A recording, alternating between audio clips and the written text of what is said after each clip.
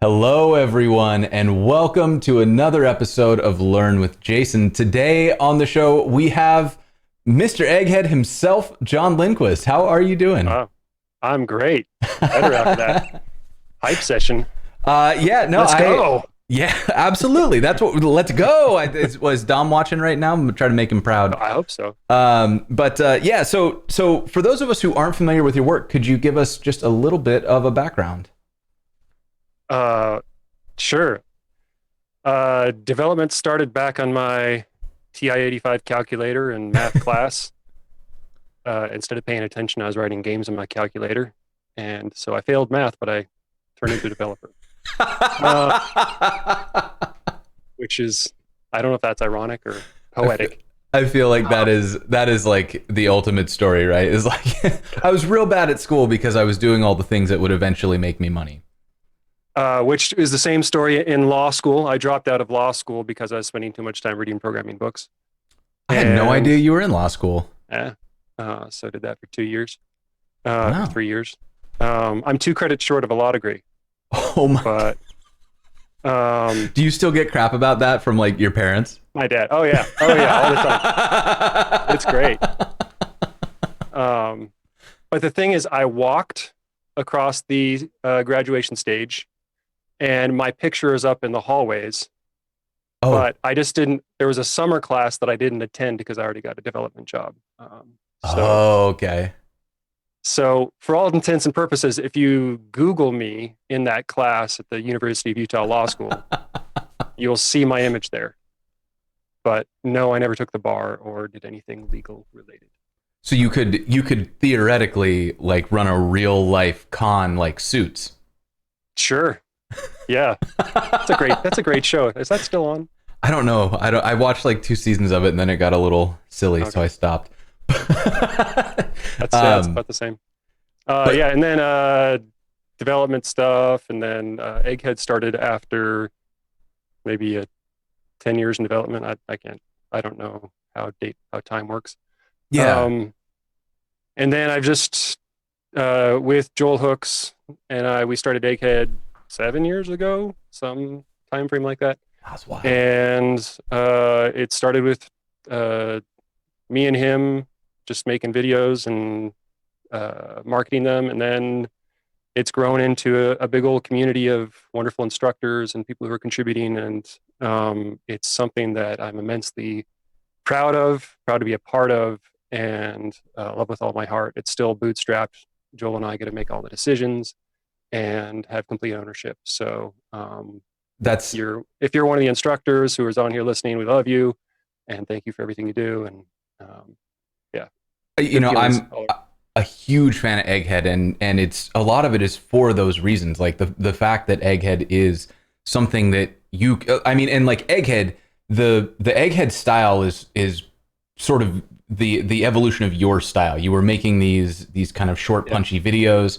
and then that evolved into a format, which evolved into a platform, and you never took venture capital, you never had outside investment. You were able to just grow it into something that you controlled and that represented your vision, which is, especially in the tech space, is such a rare and like wonderful thing. And so it's a big part of why I love the Egghead model, why I'm a big fan of making Egghead courses and all that good stuff. If you're not an Egghead subscriber, it's about to be December. You know what that means? The 12 courses of Egghead, or the I can't remember what it's called, but there's like a bunch of December courses that launch. John, did you freeze? Or are you just like really, he's appalled at what I've just said? Oh no. John, come back. This is going to be a really interesting episode if I have to write shell scripts by myself.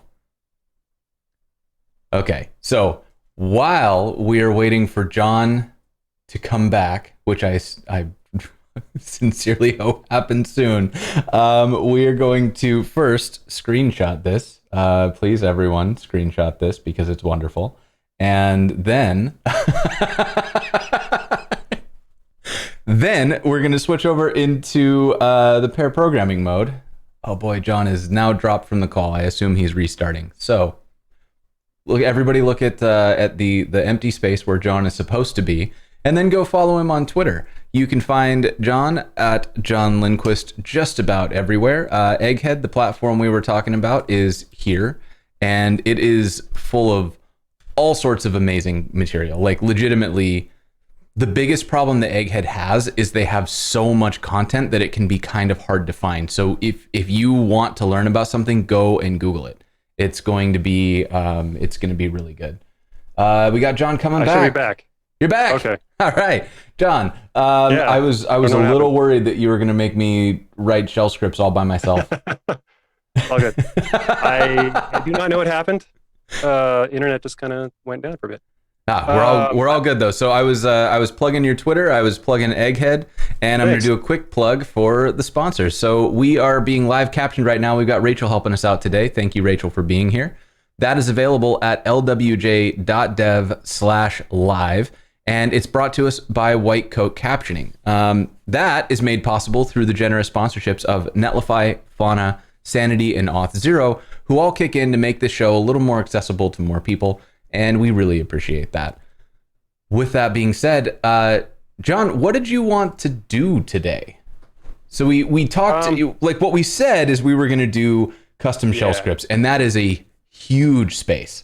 Like we could do anything with that. So what did you have in mind particularly? Yeah, let me say one thing first. Sure. You talk about search and Egghead. Yeah. If you look at next.egghead.io, which we're launching really soon, big old revamped search experience. So that should solve, if you click on the search up there in the top right.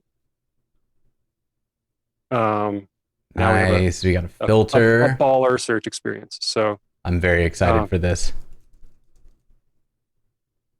So that should, unless, we're kind of building it live right now. I don't know. That's not filtering, but looks like it might be in between versions, but that's really exciting to see, and I'm very, very excited for that. All right, so yeah, what we're doing right now is, oh dang, we just got D Thompson Dev. Thank you so much. You just gifted 5 subs. Welcome to the Boop crew, y'all. Keep in mind, this means you can now drown John and I in boops. You can also, using the Party Corgi emote, if you use enough of them, you can turn this into a big old party. So just keep that in mind. That being said, okay, right. you were going to say something before the fireworks started. So shell scripts are one of those things that I think everyone wants to be able to do. But if I were to ask you, say, hey Jason, write a shell script to. Wait, I think I just lost your audio. Uh-oh, we lost audio. Having internet problems today. Let's see. Not sure what just happened there. Your video's good. We have no. Am I good? Hey, you're good. Hey. I'm good. Yeah. So a shell script. If you were to ask me to write one, I would have no idea. But maybe before we talk about the how, let's talk a little bit about the why. What does this unlock for us? What does it make possible? Yeah, so that's what I was getting to. I think my audio cut out when I was saying it. So if I were to ask you to write a shell script to download an image, to reformat it, resize it, and then upload it to some other service, and I would say, okay, write that shell script and do it in Bash. What would you think? That's impossible. I'm going to have to hit a Stack Overflow. Very challenging, yeah. Now, if I were to ask you to do that in JavaScript, what would you think? Sounds like what I do all the time. Yeah. You're like, download 2 NPM packages, like, a download image package, some sort of image magic wrapper or whatever, and then I'm done. Mm-hmm. So that's like the major thing I want to solve, is that when I have ideas of scripts that I want to run, I want to be able to take that and use those skills I already have and use the entire NPM ecosystem that's already available, and then combine that into a shell script. So when I started searching that, it wasn't what most people thought of were CLIs. Right. And while setting up a CLI isn't incredibly difficult, it's not the same experience as just opening a file, writing some code, and then you're able to run as a shell script. Right. because you have to like npm install it globally and set the bin directory and all sorts of stuff when you're doing a CLI. So I thought this has to be possible where I can just have a file, write some JavaScript, and then use that as a script. I mean, JavaScript has script in its name. Right. It's not Java, right? And that's like the whole thing is that Node runs scripts. So why not use Node in the terminal? Hey, what's up, Joel? Thank you So for the sub. so what we can do here is if you let's kind of walk you through some of the process. Do you have any other questions about why Yeah. So I think, I mean, you just to disagree? to maybe just set up a kind of a broader view of this, like one of the things that I have found myself doing in the past is I have legitimately built apps so that I could solve local problems because I knew how to do this using Node, or I knew how to do this using JavaScript.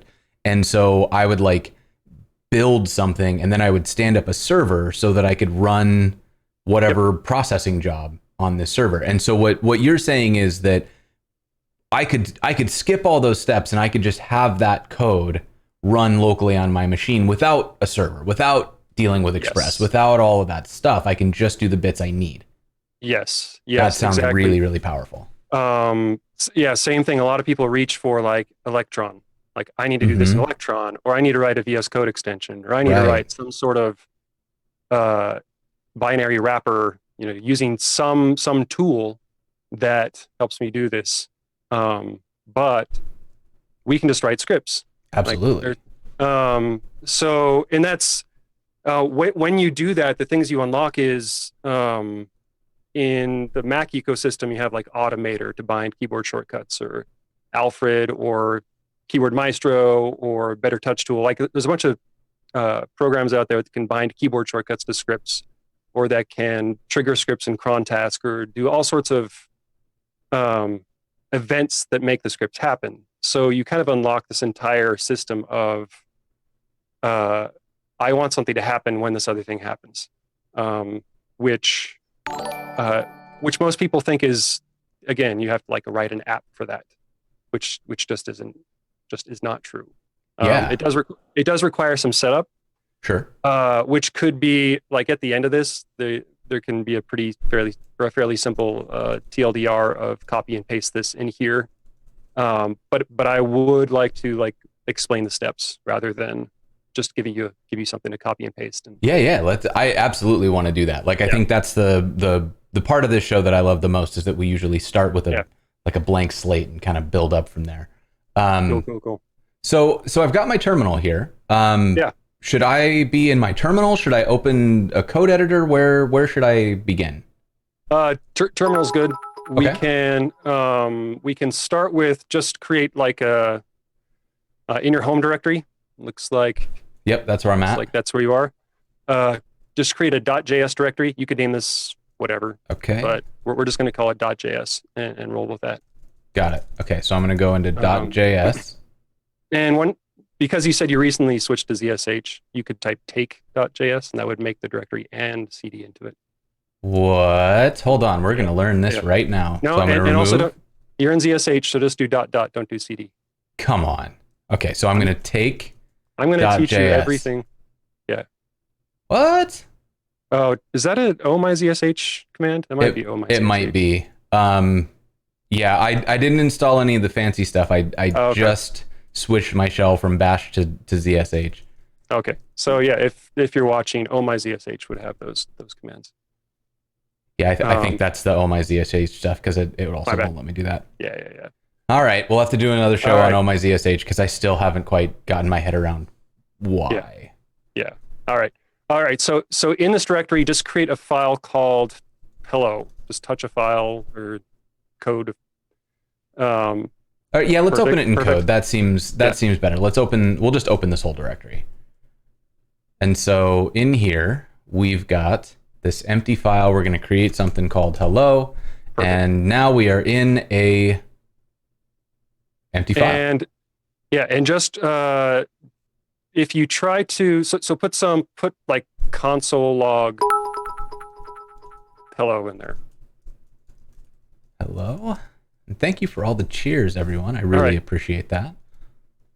And so our goal from this is to be able to go back into the terminal and to type hello and have it print hello. Right. And so right now that's not going to work. Yeah. And do you know why that doesn't work right now? I'm assuming right now we have not made, like, this hello file is not executable. So if Correct. we So let's do that. do one of the, or what is it, LAL? Yeah. So we can see here that this is like, by me, readable and writable, and then group and public. Yeah. Yeah. So if you just want to chmod that, and so this plus X. Hello. Yeah. So chmod is, what is it? Just what is it? What mode? Is that what it's for? Like change mode? Yeah. And we're making. That's how I understand it. The read write executable. And so now it's executable. So we can see the read write execute. Still not writable by group or public, but for me, I can read it, write it, or execute it. And then if I run hello, still doesn't think it's a command. Do I need to source or anything? You shouldn't have to source. Well, you're in the JS directory, right? Yep. Yeah. Do like this? Do /hello. There we go. All right. So here, what it's trying to do, it's trying to run it using the ZSH binary, ZSH executable. Mm-hmm. It's not trying to run it using Node. Right. So if you run that with Node, just say node./hello, or node hello, I think should work fine too. It does what we want. You'll see it works just fine. So essentially, we're like, I'd say we're 99% of the way there. It's just that there's always that last 1% to get it to work the way we want. Because we want it to run by just running hello, and we're going to want a lot of like modern JS features to work in there. Yeah. So what we can do is just in the file itself, at the top line, there's something called a shebang line, which is just the hash and then the exclamation point. Which is, this is actually what the Ricky Martin song is about. Shebang, shebang. Yes. Yes. And all the other lyrics that follow that as well.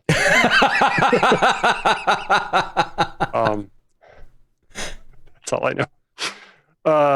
And if you just type node here, and hit save. Wait, I don't have to like do a slash or anything? No, because as long as ZSH can find node on the path, and we can talk about that. Fascinating. Okay. So then if I run .hello, it should run as node? It should. Oh, dang. Look at that. Oh, dang. So then I'm also going to change this to be JavaScript so that we can read it. Yeah. And one thing you can do in this directory, since we're just going to drop a bunch of JavaScript files in this directory, if you open the Workspace Settings, I just opened the command palette. I don't know. Oh, yeah. What is it? Yeah, that one, top one. Settings. So for this workspace, if you search for language and scroll down a bit, there'll be one where it like matches regex with the language. Right there. Add item for file associations. Yeah. And then we just do just star and JavaScript. Is it JavaScript? It's JavaScript. I think it's JavaScript and spelled out. Yeah. Okay. So then. And now you won't have to do that ever. Right. It'll default instead of defaulting to plain text, it'll default everything to JavaScript. And so this, because basically like we've got VS Code settings and now this is going to yell at us, but we don't care. So we're going here instead. Yeah, we can. Yep. And to the point, so for me, these scripts are like my personal shortcuts. These are not something I'd necessarily put on the server and use as scripts. Sure. Although they could be for sure. Yeah. And if you wanted to do that, you would use instead of node at the top, you'd use /usr/bin/env. space node. And that way it looks up your environment, finds the proper node. Like that passes in node as an argument to env, because env has all your environment variables on it and everything. Yeah, and this is what I expected we were going to have to write. I didn't realize there was a shortcut to just put node in there. Yeah, and that's why you'll see that everywhere, is because people want these scripts to be portable between machines. There's probably Linux variations which wouldn't have node. Sure. It's all based on your current session and all that sort of stuff. So this is safer per se, but and more portable. And portability, I think, is probably a good thing to work toward, especially because, like, you know, most of us working in the industry, even if it's not that often, we're gonna change jobs, get a new machine. We're gonna, you know, we'll get 5-6 years down the road, we're gonna replace our laptop. And when that happens, like, for example, I have all of my dot files and a bunch of scripts saved on GitHub under my dot files repo, and that allows me to just pull this into a new machine, and that plus some stuff that I got from Paul Irish that like installs a bunch of apps for me, almost one-click configures my entire machine to feel like the same dev environment, which is really, really nice. And this portability, to me, that gets my brain going like, oh yeah, we should do it like that.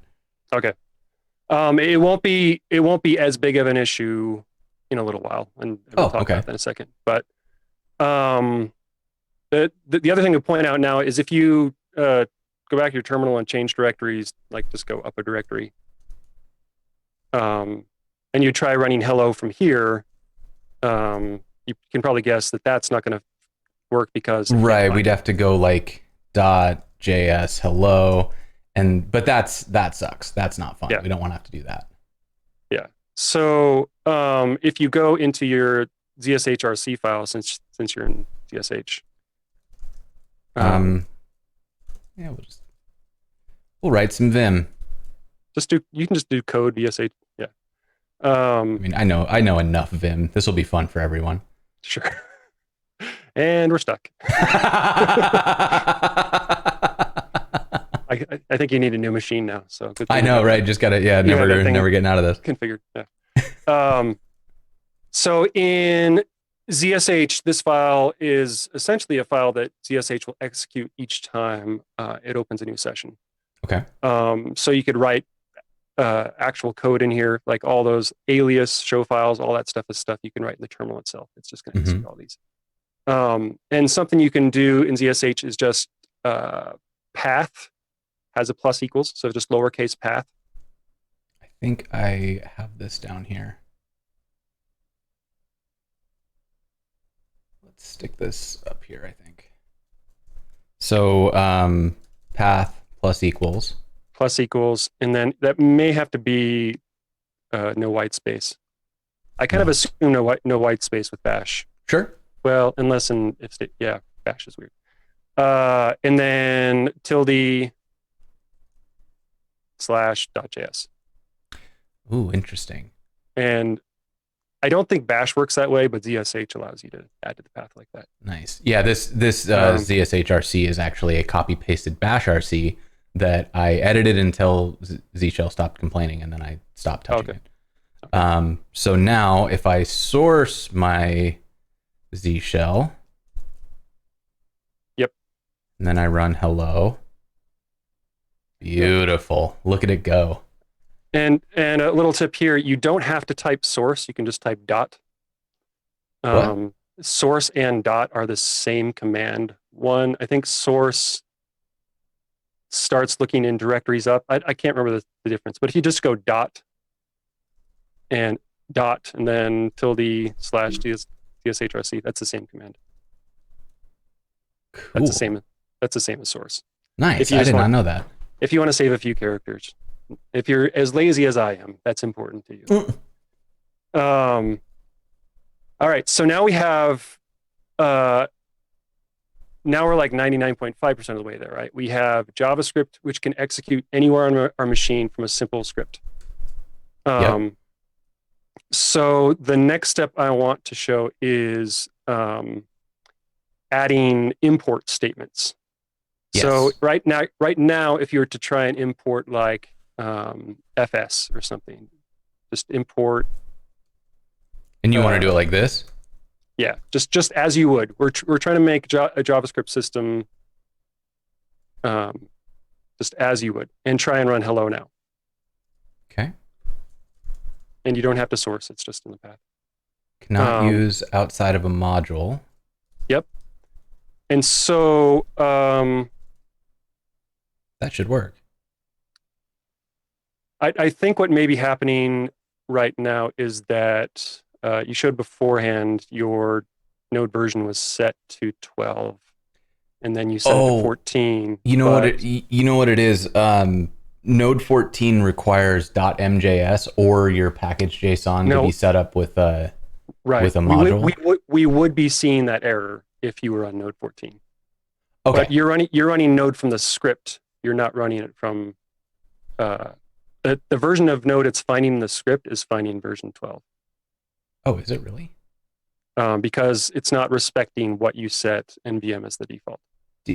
Listen, node, you need to respect my wishes. So yes, so what you can do right here is just say in your terminal, type which node.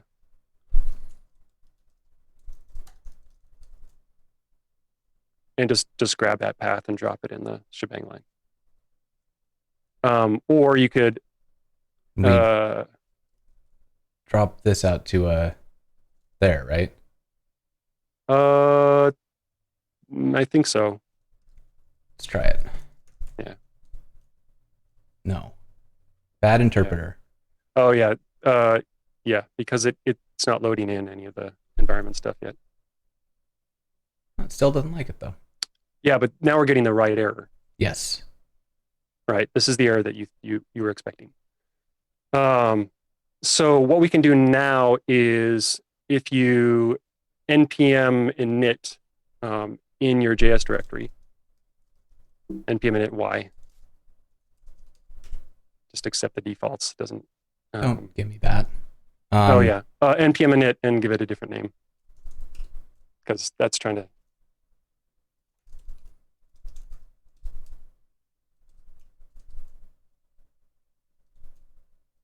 Sure. Yeah, we'll just leave all that. We'll leave it all. That's fine. Yep. Okay. So then we can just drop out the stuff module we're not going to need. And we're going to set it to module true. And I guess in the VS Code settings, you could set up that regex to stop once it gets to a dot or something. So it's not trying to parse JSON as. Remember how we did the workspace settings? So we don't. Yeah. Well, no, I mean like limit the JavaScript one so that it doesn't, because. So, I see what you mean. Yeah. So what is that? It's like yeah. Let's Google how does regex work? It is going to be. I think it would just be slash. I think like my mind would jump to the dot asterisk for any character up into a dot, which would be slash dot, I think. But I could be wrong on that. Right. Okay. Yeah. So regex, I always use this. There's this tool called Regex Buddy, Yeah, I think it is. I use regexer. I haven't seen that one. It's something like that. Regexer. Here we go. No, second link. Yeah. Okay. So then in here we want hello, and then we want package.json. We don't want to match a dot. Yeah.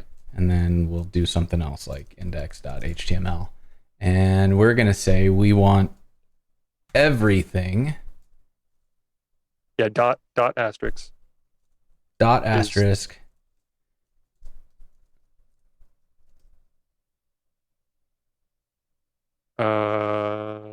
Okay, so what and then not. Let's see. What does the not match?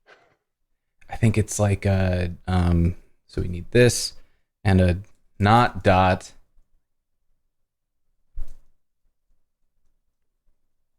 There. That's not it.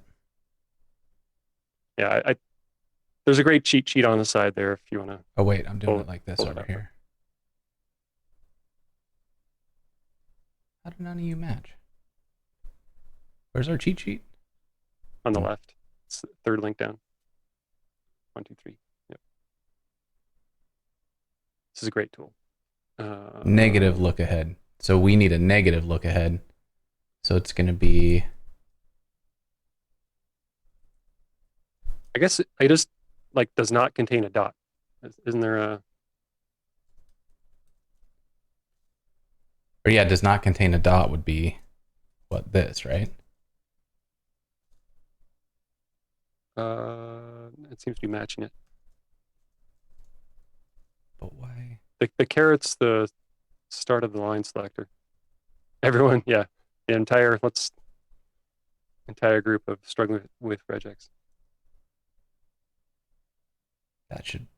That one should work though, because that's the start of the line to the end of the line. Can match to the end in JavaScript. Escape the dot. Let me escape the dot, but I think in this case. Oh wait, I need to match everything and here. Yeah, there's got to be a way where it's just ignore, don't match if there's a dot. I think I might bail here just so that we don't get too lost. Yeah, just delete all of that and we can. Well, this will do what I want. So this is just JSON files, and then everything else will be JavaScript. So that way it doesn't yell at us. Is this the wrong value?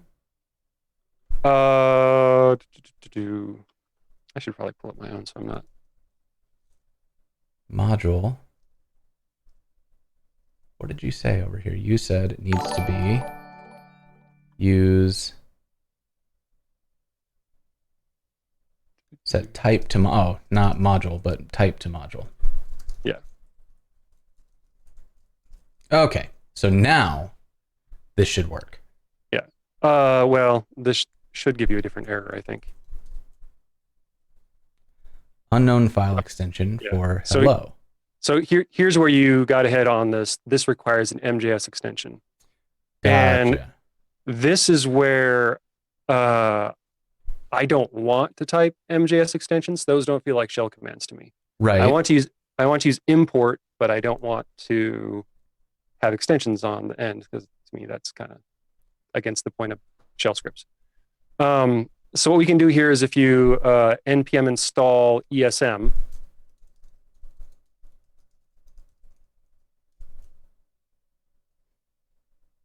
and we're gonna use the trick in our hello script in the shebang line. If you go to the end of the line and -R and capital type ESM, R or lower? Lower R. This is essentially just bundling ESM, requiring ESM at kind of a root level package. Interesting. Okay. So I don't like, you know how a lot of people create an index file or something that. Okay. Yeah, like imagine how like a .env or something works. It's like it's just there, right? Even though you didn't import something, right? And so basically, to recap, what just happened is when we run this hello script, the Z shell finds it, it reads this, and it says, "Oh, I should use this binary to execute this script," and then it applies this flag to this call. So what we're actually calling when we type hello is node -r ESM hello. Correct. Okay, that makes sense to me. That I feel like when that starts to make sense, like when what Bash is doing or what these scripts are doing under the hood, like it's not magic. You're giving it a very specific set of instructions. It's just not a very clear programming language because things just happen and you just have to know that. Yeah, this file is kind of sending its own script to itself. Got it. That's what shebang lines essentially do, is like run the code beneath it. Run the code beneath it with the code, with the executable at the top configured in such a way. Ooh, So Snova gave us the working regex. I just want to try it just to prove that this is possible. Yeah. Why are you still not working? Not global. Multi-line. We didn't have multi-line on. I bet those might have, some of our other attempts may have worked, but okay. So anyways, this would have done, this would do what we want. I'm not going to worry about it because we're moving on, but yeah, we're that was past correct. that. But thank you chat for teaching me regex. It can be a subtopic when you kidding. when you ship the lesson. Okay. All right. So now we're at the place where we have JavaScript running from anywhere using imports and language features on the latest versions, which is a pretty good place to be in. That's this is really nice that this is a tip that I'm gonna take that to the bank all over the place, because I did not realize that I could do that. I've been adding the .mjs, or I've been writing these complicated like Babel things. So this is wonderful. If you want to kind of have your mind blown, you can do node -- help and look at the crazy number of flags, the many flags that are involved there. Mm-hmm. Because there's a ton of options and ways to configure and run Node that we just so many. And -r is in there somewhere. Yeah, here we go. Require. Yep. So it just preloads, which is really, really cool. Yeah. And we're going to do that again in a second. So hang on to that thought. Okay. All right. So the next thing that we want, so this is John's personal take on it, is that I want all of the common things, such as like top level await and just having access to read file and write file and all those things. I don't want to have to like import them in every single file. Okay. Because to me, we're writing scripts. We should be able to write them fast. I shouldn't have to worry about, like, I'm managing all of it and I'm not worried about conflicting packages or anything. Like, this is just a bundle of things that I want to be able to write quickly. Okay. So first with top level await, you can try and use it and watch it fail. I'll be honest. I've tried all sorts of different ways of using await, and they all fail. But yeah, top level await is something that I have yet to write actual top level await because I've never taken the time to set it up. What would this be? We can do like a let's npm install a package like a Axios or something. Oh yeah, let's do just grab some package based on promises. Yeah, we'll do node fetch, a nice little baby package. Sure. So we can import fetch from node fetch. Perfect. And then we can await fetch, and we'll get we'll just get the homepage of Google. And yeah, if you try and run this, it should bomb on you saying that await's not possible. If I can spell it. Yeah.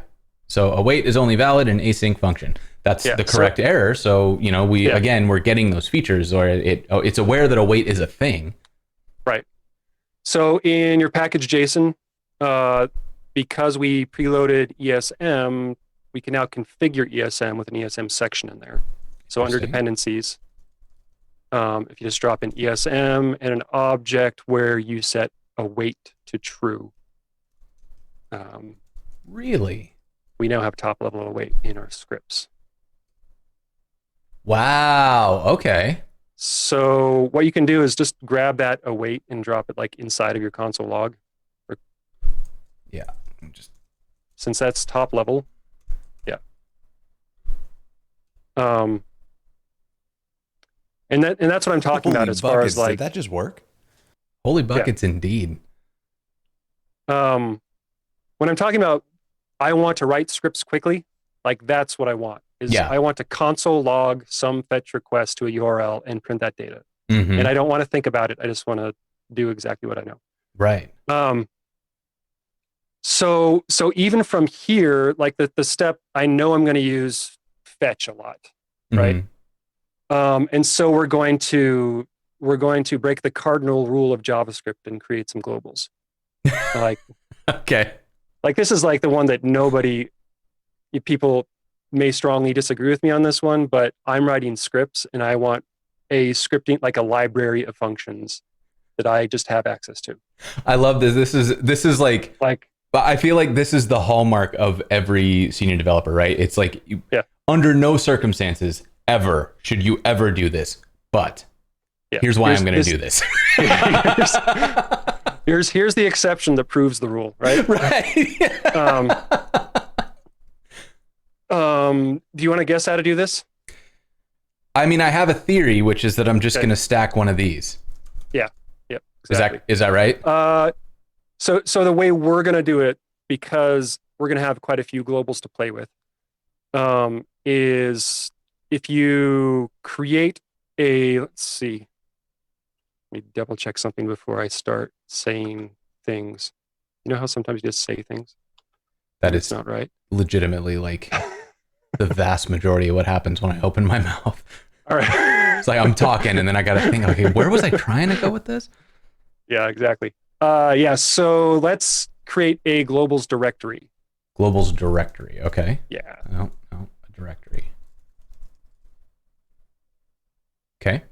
All right. Now inside of there, let's npm init y.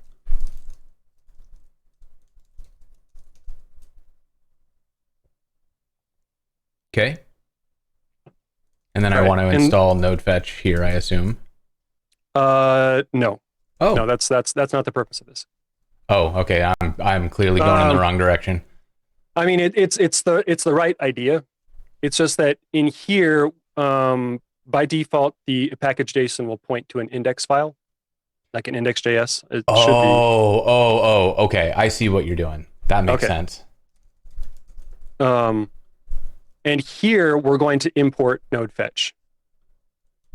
Now, because of the way node works, it should just look up a directory and find its parent packages that we installed. Right. I think you're right. And then do we want to do like no, that? we're this is not how we roll. That's way too proper. Oh, okay. All right. We're doing that is too correct. We're going off the rails. Okay.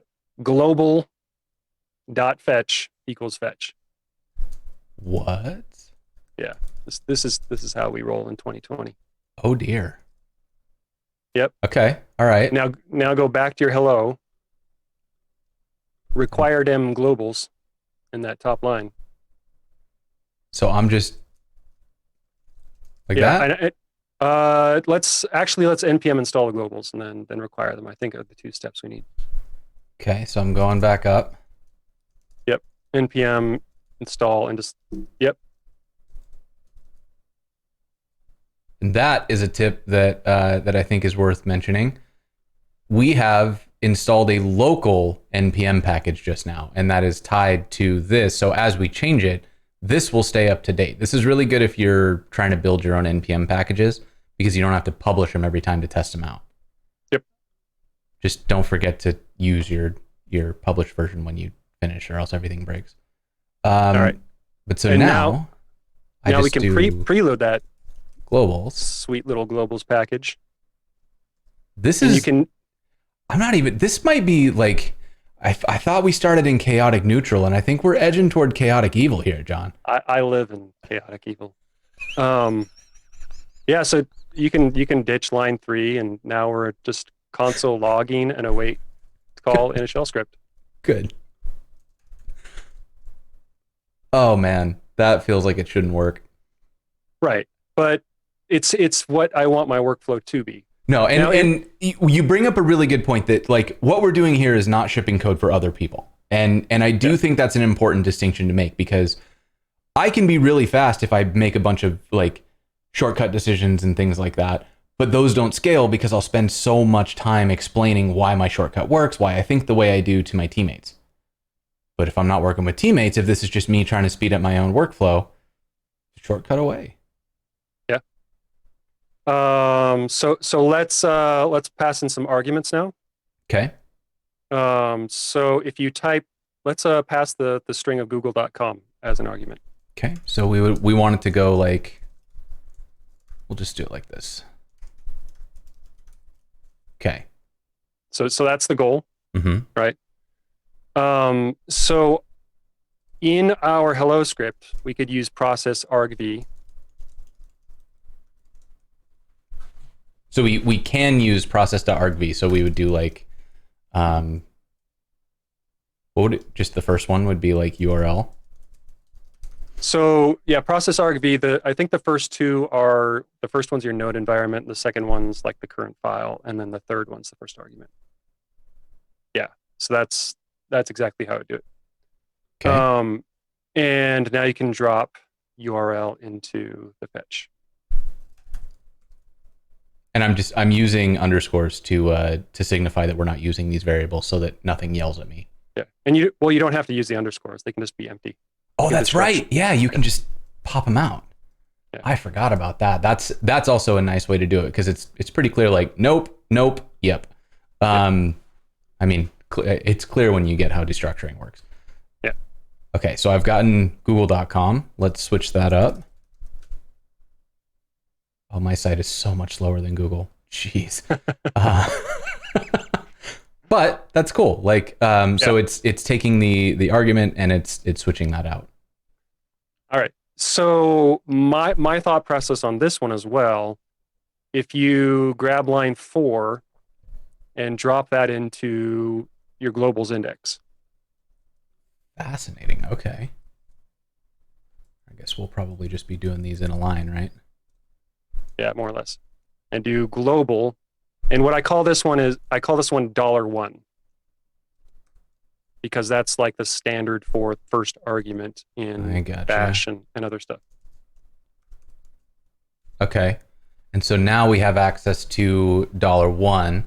And we could do something like this and just drop those in, right? Like global.args equals args or something like that. Yes. What you could parse those out however you want. You could install some of the like command line extensions, like yards like or npm whatever packages, or whatever. You could use any of those. For me, the vast majority of a quick script I write takes the first argument. And so now this is kind of a Bash standard. And if you've ever written a Bash script, this probably looks familiar. If you've never written a Bash script, you might think we're writing jQuery.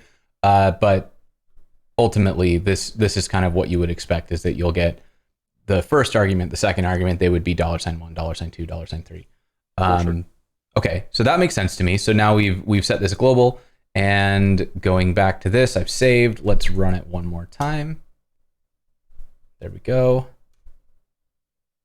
Doing the thing. Business. Sweet. So now if you go up a directory. Yeah. And now try and run it. Oh no. Now what does this error make you think? Holy buckets, did that just That work? makes me think that because we're running hello gets executed, but then it executes in the current context, which means that it's not finding these packages that were installed in a different directory. Correct. Okay. So what we can do here is Node has a node path environment variable. So in the, let's see, in your shebang line at the top, before you invoke node, we can set a node path. So capital node, underscore path, and set that equal to the node modules of this path. So where the JS path is, and I don't know if that works. I don't think this feels wrong. So I'm like copying. So it would be like users. Yeah. Yep. / node modules. And then how do we? Is it just a space? Just a to space. Separate? Yeah, just space. Yep. Okay. And so now with that, Node will read in the node path environment variable and know where to look for our node modules. Bad interpreter. I screwed something up. Node path. No .js such node file or modules. directory. Is it? Current working directory. Oh. Quick chat. What's the Z shell equivalent of current working directory? PWD? That's the one that I was thinking of in the first place. Jeez. .js. Node modules. That exists. Let's see. Node modules. Like, did I typo this? Let's just drop it in. Maybe I typoed. I didn't typo. I don't know if you have to escape the dot or something.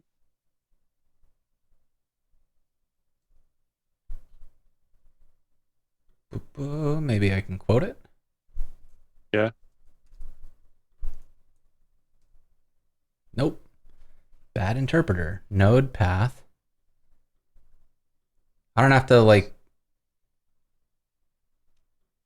You set them before, and that should. Oh, we might need to use env. Is it in a? It's not like a space. Chat's telling us we might need to use env, and that's because I am using env in mine.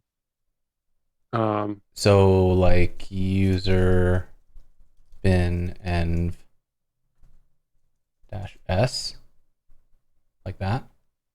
That may, yeah. See what happens. Let's see what happens. And then put an rm-rf and then see what happens. It does it. There we go. Thank you, whoever suggested that. Yeah, so yeah, env environment stuff. I should have thought of that. All right, so now let's see. Are you in the right? You're in your home directory. I'm in home, right? yeah. Yeah, so you should be able to test that from anywhere. Yeah, so let's move into like get into GitHub and. Well, actually, let me stop you before you do that. Okay. Yeah, just go back to your home directory, and I think one thing to be aware of, if you lsla in there, you'll My home notice directory or the JS directory? The home directory. Where we ran hello recently. Yeah. If you scroll up, I think there should be an ESM. Let's see. ESM creates a cache, which we usually have to turn off. Maybe it's not.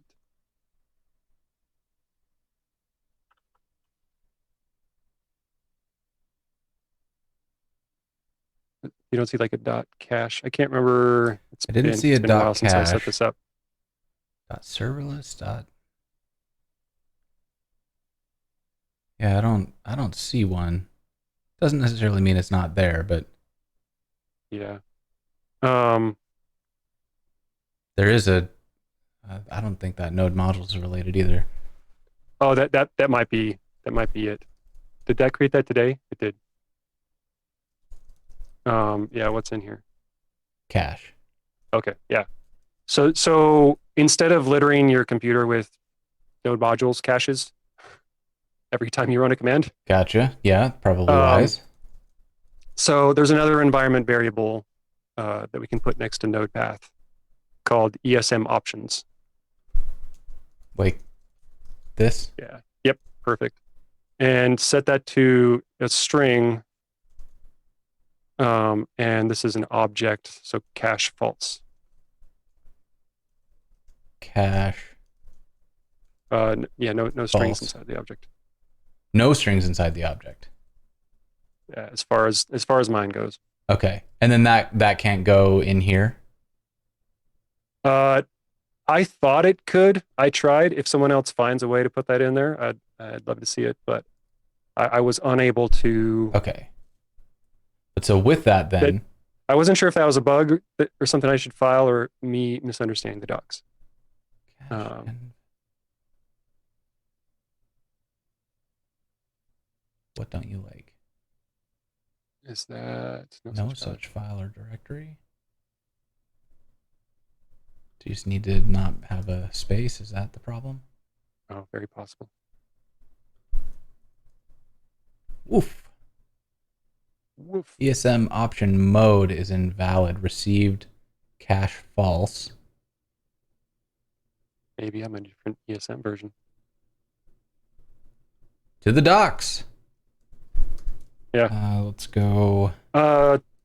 So Jonathan Land asked about a huge shebang line, and I'm going to talk about that one in a second. So we're not ignoring how unwieldy this shebang line is getting.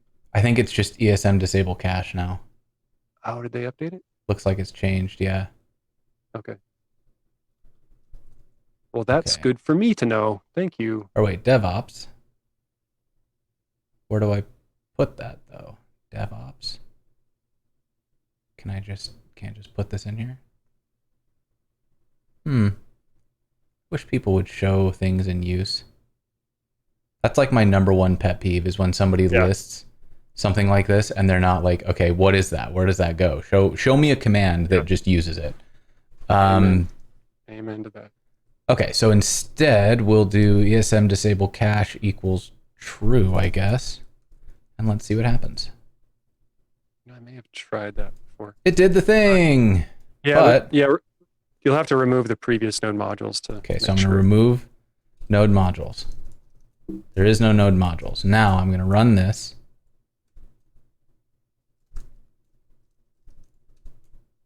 And it put it back. So that doesn't work. Does that feel like a bug to you in the ESM docs? This feels like a bug, right? Like this feels wrong. Okay. All right. DevOps.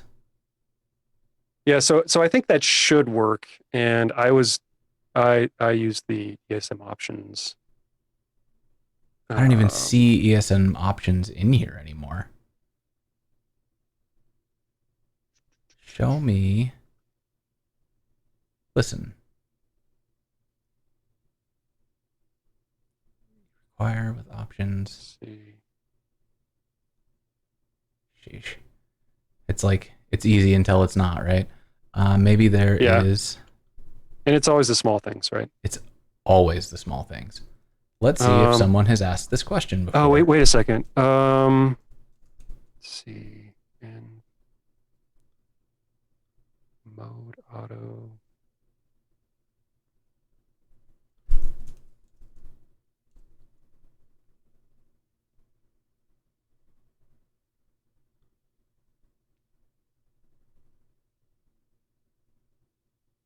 See, this is the part this is where it gets ugly, right? It's because now we're going to end up. Yeah. I mean, the idea here is that we are able to turn off that thing where it's creating node modules folders in each. And I think, like, reading through this, it looks like we might be able to set a cache to a different directory, which would solve it in a different way. Okay. You can try cache 0. I see that in their tests. Like when in doubt, like as a pro tip, if you don't see examples of how to use things, see if people write tests. Where did you cache tests? Cache tests, yeah. And so they set it to. If you just search for cache or ESM options, they have cache 1, cache 0. Cache, fix your cache path. ESM it looks like options. Oh, I think I did this wrong. So I think what I did was it was ESM options, and then they used. Where are your other options? It's always fix your cache path. Cache 1, cache 0. So let's take this, and we'll go here. Set it at 0. 0. Now you're gonna work. Did you type that differently last time? And let's just run it again.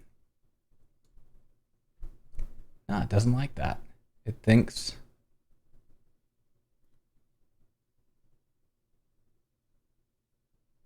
This is a whole different error. Just keep scrolling. Just keep scrolling. Oh my God, there's more error than my bash history allows. That is fantastic. The option mode is invalid. Received cache 0. Oh, maybe it's requiring a mode now. And it didn't before. So let's see. Still looks like it doesn't though. It's true. Like, am I missing? Am I missing something? I feel like I'm not missing anything. Let's look at the mode.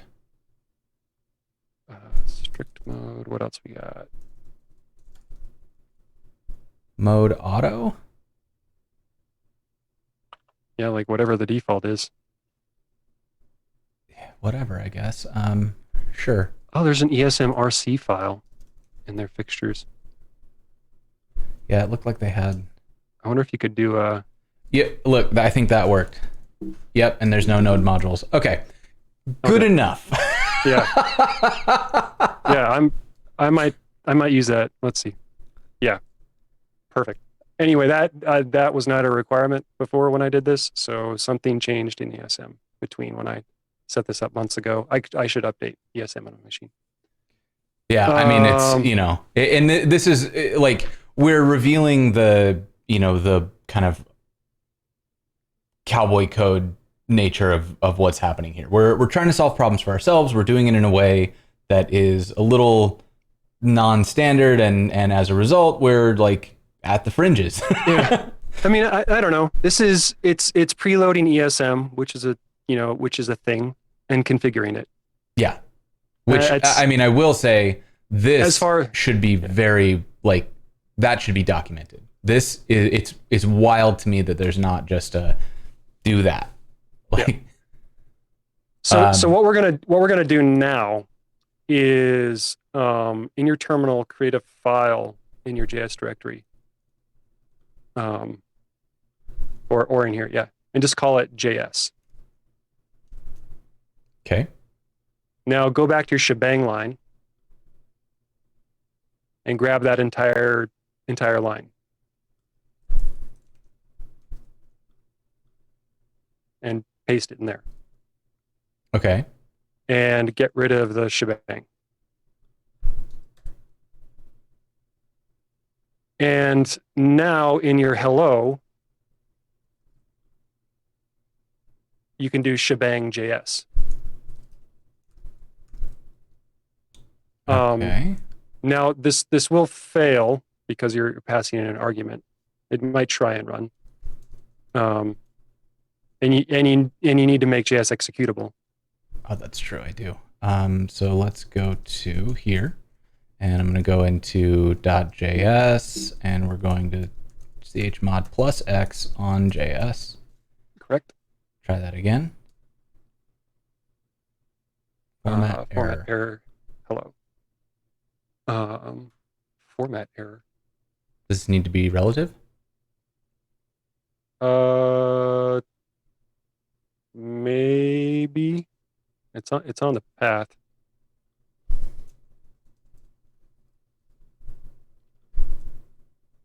No, yeah. Try running, let's see, format error in hello. Format error in hello. Yeah. I mean, we can simplify a bit. Remember when I said we were 99% of the way there, and it's that last 1%? It's always the last 1%. Yeah. Okay, so it does not like our formatting somehow. Like something that we're doing here is incorrect. Yeah. So toss in the user bin env in your hello script. Yeah, drop that in front of JS.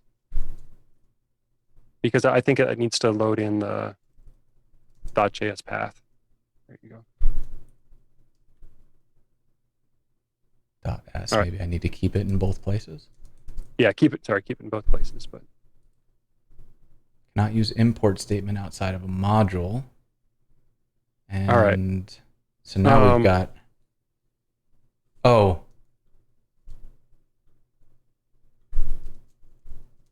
it's odd that just now showed its face, but I don't think Must use import. I don't think that mattered there. Let's just make sure that's running without imports.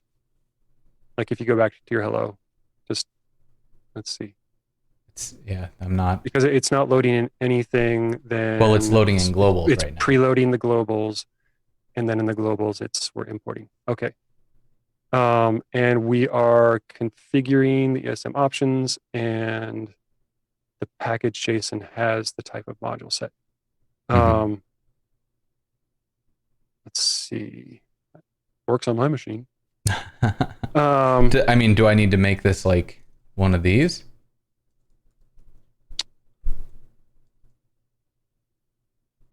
That did something, but it didn't finish. What did you change?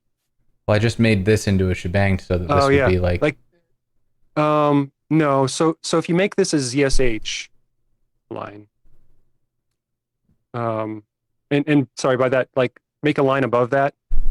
Okay. It's a shebang line, and tell it to run in ZSH mode. And for that, it's just like bin. Nope. It might be. I think it's user bin ZSH. Wait, I might need a which ZSH. Yeah, let's do that. Or the end ZSH will find it. Binsish.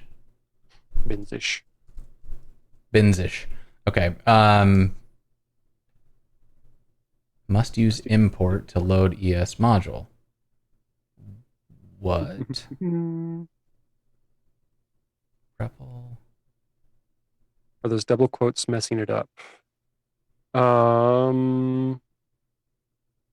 Yeah, you can try ditching those. Double quotes really shouldn't mess this up, but oh yeah, that's definitely messing it up. Jeez.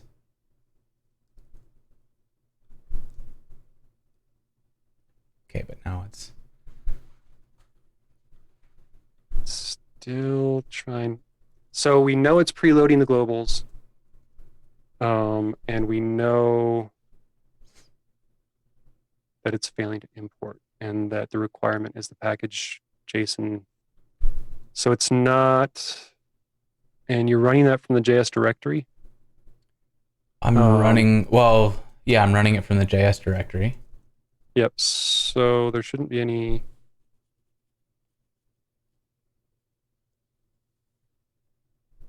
Interesting. So, yeah, so basically we made this executable. We made this executable. And so here's our .js that is executable. Chat's telling us to dump the binsish. Did we do that already? Dump the binsish. I did. Yeah, that's gone. Okay. So now we're here. User bin end. We load JS. And you understand what we're trying to do there. We're trying to make an executable JavaScript file that's a configured version of Node. Right. I get what we're trying to do. I wonder. Let's see here. But it's options.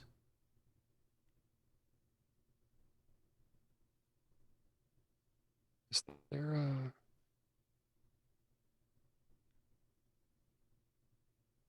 put the quotes back in node path? I mean, I can try it, but I'm not convinced that's going to do it. Error require ESM. It's like it's trying to. I wonder if it's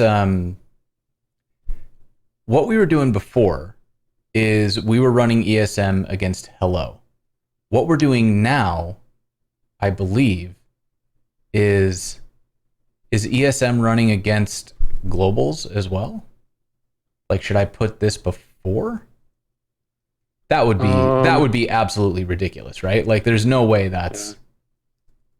Yeah, my line has ESM before it. No way. There's no way that that's correct. Because we need globals to be to support import. And this worked when we set the mode to auto. Maybe that changed the way ESM was treating imports. Maybe. Let's try a different mode. So ESM, we've got detect files. all or It looks like strict. looks like it defaults to auto. So It defaults to auto. try all. Yeah, why not?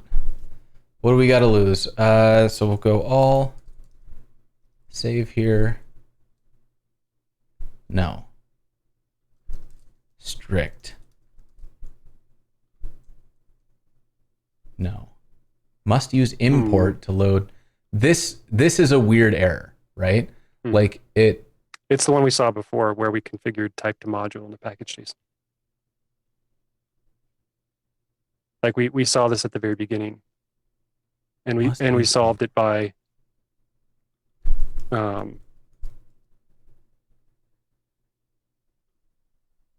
try ditching cannot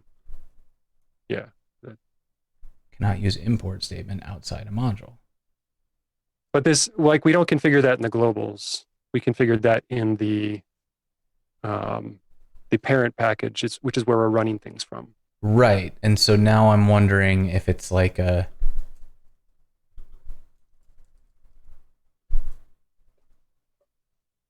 yeah, it still doesn't like it.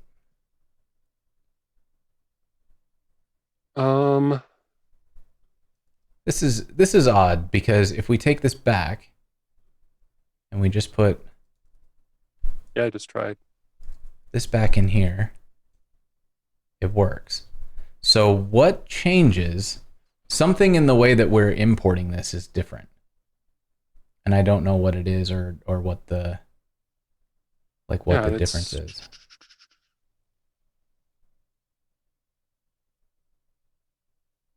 Yeah, there's do you think we need to do something like users jlangstorf .jsjs? Could try. I think you need to put format. Did you? Because this one should run it. Oh, but that would be. That feels. This is that's not right. So it's not that.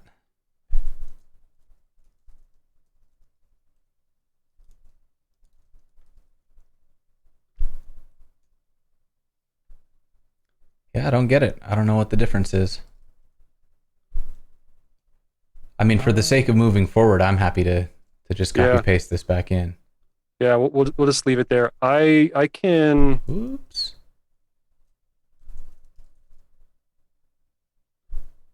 I can look into. Oh, it's so weird. It's definitely a works on my machine scenario. Yeah, but and like the concept there is, if you create a long shebang line and you want to extract it to its own executable file, you can do that and then use that in the shebang line. Yeah. We went to like this here, this is a module. And the fact that it works when it's here but not when it's here, that leads me to think that there's something bashy going on that we don't know. Yeah. Or but whatever, it is what it is, right? We've got this running, it's doing what we want. Yeah. And with I think we've got 15 minutes left here. We can go try to do something fun with this. So we've got the ability now to run arbitrary JavaScript, and I'm like, I think this is really cool because now, like you said, this is kind of a quick setup where if I want to run something all the time, I can just do that, and I don't have to go look up Stack Overflow's. Like, here's how you get a list of files. When you want to do something complicated with it, I just know I could install globby, and then I could list that, or use fs.readdir or something like that, which is a thing that I know. All the entire npm ecosystem is open up now as far as manipulating images or manipulating files or uploading, downloading, AI, anything you want to do that's on npm is now available to us in the shell environments. And where I wanted to get to, we can try getting there. If you go into, do you have? I guess I'll just do it through Automator. Like this will work differently on whoever, like whatever your machine is. If you have Alfred or I have Alfred. do you have like the workflow? Uh, did you upgrade to the Pro or whatever it's called? I think so. Yeah. Power tool. What's it called? Okay. Power. Yeah, just open Alfred. How do you just open Alfred? type in Alfred. Alfred preferences. There we go. Jeez, that's actually me and Alfred have words sometimes. I'm like, just make your own settings accessible. Like, yeah. Yeah, I have that. Yeah, go into workflows. Okay. And create a blank one. As you can see, I'm a heavy user of this feature that I got. Blank. Okay. Give it a name. And this is like, I could spend all day on Alfred workflows, but this should be about the same speed as Automator, but just name it show prompt or something. Okay. Actually, let's do Automator. This will be more accessible to everyone if we do Automator. Okay. It's one of those like time crunch. What sort of decision should we make? New document. Okay. And then quick action. Quick action. Got it. Okay. Now, have you ever made an Automator quick action before? Nope. All right. So Automator quick actions are things you can add to right-click context menus, keyboard shortcuts, all sorts of fun stuff across all of OS X, across various applications. Like you can see in the top, workflow receives automatic text from any application. You could set that to Chrome, you could set it to code, you could set it to whatever. And these sorts of things can show up in your right-click menus. If you want to bind it to a keyboard shortcut, then you go into your keyboard settings in OS X, but we'll get there in a sec. So just search for shell script. And sorry, your cursor's already there. Got it. There's also a burn CD in there. Do I like do that instead? That's important to me is to. Yeah. So set that to ZSH. Okay. And then just we'll invoke our so source your ZSH file in here.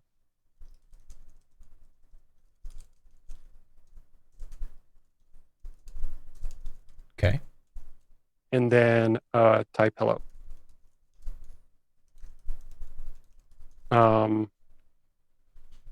And then, well, let's not leave off the URL for now. We'll just have leave off the URL text for now. Yeah. Okay. And then just in the where you search for shell, search for speak text, or that should be a good one. Okay. And drop that underneath it. All right.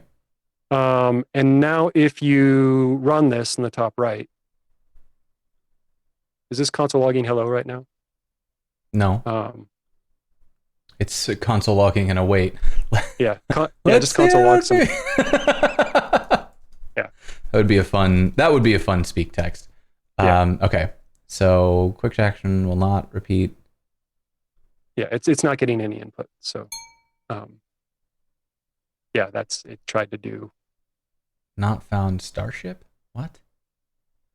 It tried to do the await thing. I think it ran the script before. That error message is so big I can't get to the bottom of it on my monitor. What happens if you have a small monitor and no big monitor to move that to? Yeah. Okay. Command not found Starship. What is Starship? Starship is that's this command line prompt, but that should be globally available, which means. Oh, I see. All right. So if that's trying to, what we can do here, if you have ZSHRC things conflicting. Yeah, but because we're not. That's frustrating because it really shouldn't be. Sometimes when they're run in non-interactive environments, they can blow up on you. So if you just create a .jsrc. A .jsrc? Sure. Just anywhere in a dot files or anywhere you can source it from. Okay. And move that one line we needed in here.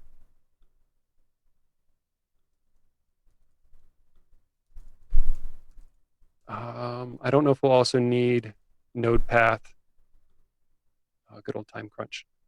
Like the idea is in ZSHRC, it sets up a lot of things that you don't need when you're going to run scripts from other places, from keyboard shortcuts and from other sorts of prompts. Sure. So you can set up a minimalized RC that so it fires faster, Okay. rather than doing this whole thing. But so basically, what you're saying is now that I've got that, you could source this one instead. Yeah. And you can even have your ZSHRC source that file.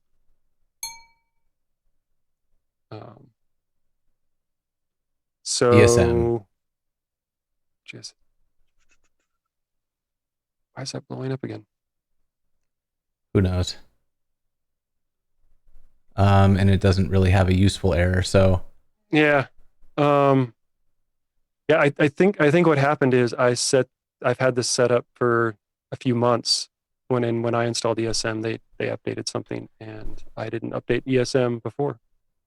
Well, I mean that's all right though, because basically what we're getting toward is, and it sounds like this is maybe a follow-on Egghead course for you, is to kind of show how this would further integrate into your workflow. Now I know you've already got a bunch of courses on this, right? On this thing in particular, no. I mean, I've recorded lessons on it. I haven't put it together. Okay. Cool. Yeah, I have 22 follow-up courses on this. 22 follow-up courses. Okay, so go follow John for all the information on how that's going to work. At least, Joel says. Yeah, that doesn't surprise me at all. But so what I think is, like, unfortunately, we're kind of running low on time here, but it was that regex. It was, yeah, just buried it all. So I'm gonna just bail on Automator, but what this shows is that, from a really like base level here, what we're able to do is go in and hit a site, and well, I guess we took that part out now, but let's bring that back in,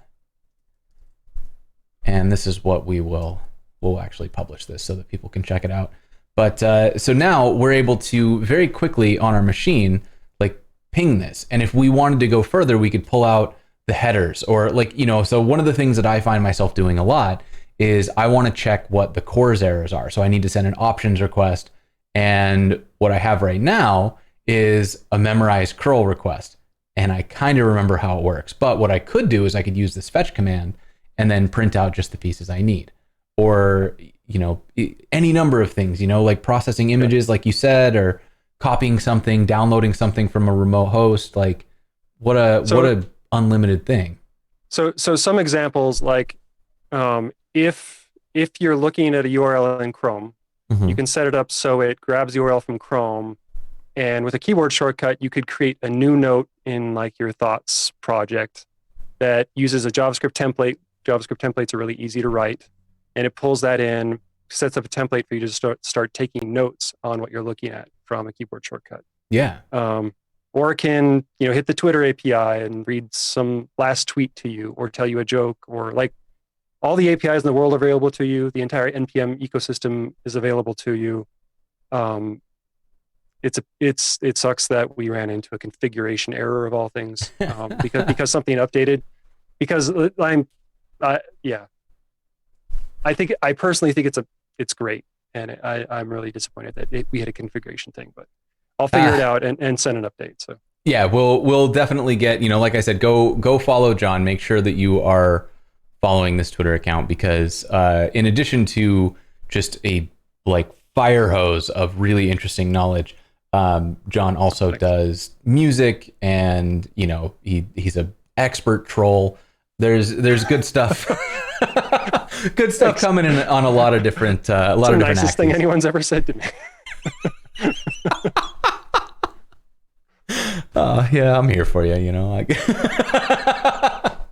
but yeah, so I think from here we probably don't have time to go any further, but this is a deep rabbit hole. Like, you can go so far with this, and I would definitely encourage everybody, if you find yourself doing something repetitive, maybe give this flow a shot and see what you can come up with, you know, and a lot of our configuration errors are sort of self-inflicted things. Like we could also have written all of this as hello.mjs and we wouldn't need most of this config, right? So there are ways that we could, you know, it's nice to have the convenience, but there are ways that we could also skip the convenience in favor of speed. True. And I'm also setting up a GitHub repo where you could just check it out and it would be configured for you. That would be slick. That would be really and that's slick. like I wanted to walk through all the steps so that it made sense what we were doing. Mm-hmm. And that's where the pain came in. But there will be a GitHub repo you can check out. Everything will be configured and you can just get up and running without any of this hassle. So absolutely. Yeah. And so I guess with that, we are going to let's do another shout out to the sponsors. We've had Rachel helping us with captioning all day today. She's from White Coat Captioning. So thank you very much. That's made possible by Netlify, Fauna, Sanity, and Auth0. Thank you all for kicking in to make this show more accessible. If you want to learn more, make sure you go over to Egghead and, wait, I have a thing. Check this out. So this is the only thing I use Alfred for, by the way, is for snippets. Let me teach you Alfred, please. So look, I have an Egghead affiliate code. So if you use this code, there you go. then Joel and John get money, you get a great education, and I get a little bit of money too. And everybody wins. What a great day. So definitely go check out Egghead. I love the tool. Like if I was not an affiliate, I would still be an instructor. If I was not an instructor, I would still be a student. It's a really, really great tool. John, where else should people go if they want to check it out or to check you out, to learn more, keep up with you? Twitter's the main spot. Egghead, obviously, like you said already. And that's pretty much it. Those are the spots. I don't like, I have a John Lindquist blog, which I post randomly to. Like all of my content just funnels into Egghead. I'm a video first person. And, and you have like hundreds of videos. Yeah. Goal is 1,000 by the end of the year. No, dang. How close are you? That's a joke. Oh. I'm at like 550 or I don't know. I should. Oh, you can totally do that. What? I can get there. That's I can get there. 6 a day for. Yeah. Oh yeah. You can follow my SoundCloud at Mr. Lindquist if you want. There you go. SoundCloud, Mr. Lindquist. Yeah. I think one of the songs I wrote about you is on there, isn't it? I'm so into it. Yeah. This is actually something that I love, where you like, this is one of your really good trolling things, is that you'll pull samples. Like, is this, you've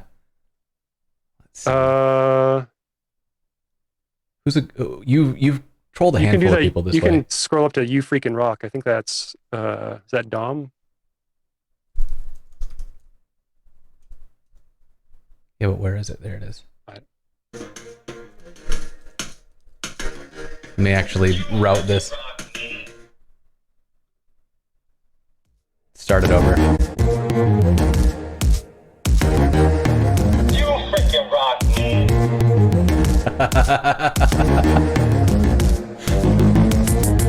I love it.